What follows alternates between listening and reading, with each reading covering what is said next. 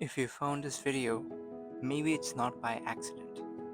Maybe it's that quiet part in you, restless, tired of pretending, which pulled you here.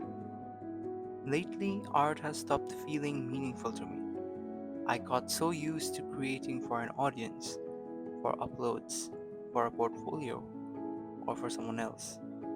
In chasing likes and approval, I lost sight of what art once gave me, a space to wander inside my own self, to discover what's actually there. It took me a lot of time to even notice. When I'd sit down to paint and all I could hear was, "Will this do well? Will people like it?" And somewhere the quiet, raw curiosity that got me started, the me or the identity in my art, had faded. But here, as this painting unfolds, I'm letting go of the audience and letting the process itself show me something again. The philosopher Carl Jung once warned of the real danger of modern life is massification, where we put on personas or masks, identities, to please, to blend in, and to feel safe, to protect ourselves, even if it means abandoning who we really are. Art becomes just another mask if we let it, but when that mask cracks, even if it hurts a lot, something real begins. If you're still watching, maybe you feel it too.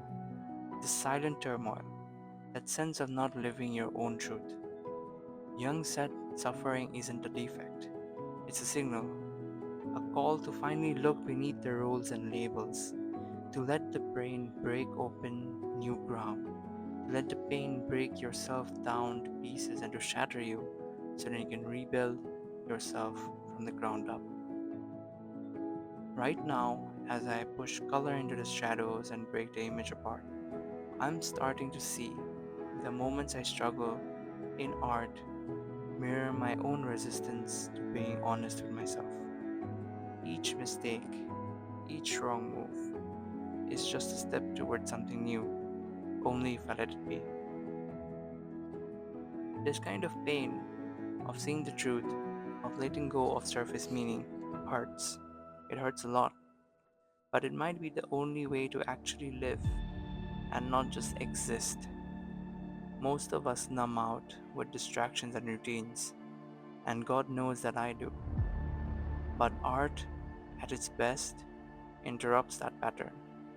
It's a mirror showing us who we are trying not to be and what we are avoiding. So, a question to leave you with. If you recognize yourself in these lines, let me ask, where in your life are you making things just to fill a space, fit in, or to be liked? What would happen if you made something purely to explore yourself and not to prove yourself or do anything external? If this video felt like a sign, maybe it is. Stay with the discomfort. Let the painting and your own truth lead you somewhere new. If this resonated with you, share one word for what you're uncovering to your own art or your life right now, and I'll read them all in the comments down below.